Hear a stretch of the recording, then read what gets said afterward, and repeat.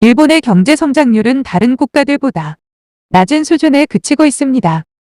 30년 동안 이어진 일본 경제 침체에 GDP도 성장하지 못하고 있으며 일본의 재정지표는 주요국 중 최악으로 정부의 세입, 국민의 가처분 소득도 성장하지 않고 있습니다. 기시다 총리는 2021년에 소비세는 10년 동안 올리지 않겠다고 선언했음에도 다시 증세를 계획하고 있으며 결국 일본은 물가고와 에너지 급등 가운데 소득은 오르지 않고 생활고에 시달리고 있습니다.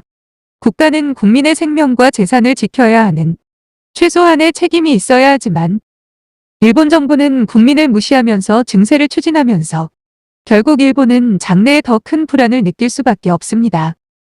일본 반응은 어떨까요? 아베노믹스가 국민을 더욱 가난하게 만들었다.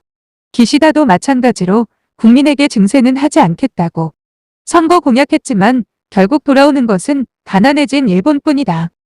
30년간 일본은 경제 성장을 포기하고 디플레이션을 유지했습니다. 계속된 증세의 비용을 가계가 부담하지 못하고 있지만 또 증세로 가처분 소득을 깎으려고 하고 있습니다. 내수를 재조정하지 않으면 일본의 미래는 없다. 각국에서 버블 붕괴가 일어났지만 대응에 실패한 것은 일본뿐이다. 잘못된 정책을 20년 넘게 계속하면서 이른바 셀프 경제 제재를 계속 걸고 있습니다. 일본은 성장할 수는 없습니다.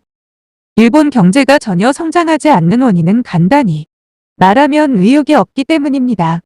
오랫동안 임금 억제를 해온 결과입니다. 정부의 태만으로 잃어버린 30년이 발생했다.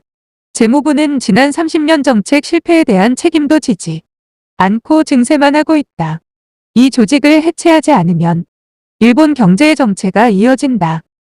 선진국 가운데 경제가 성장하지 않은 것은 일본밖에 없다.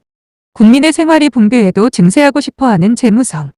유감스럽지만 일본을 구할 인물이 떠오르지 않는다. 아베 신조의 정권 때 일본의 경제는 최악의 상태였다.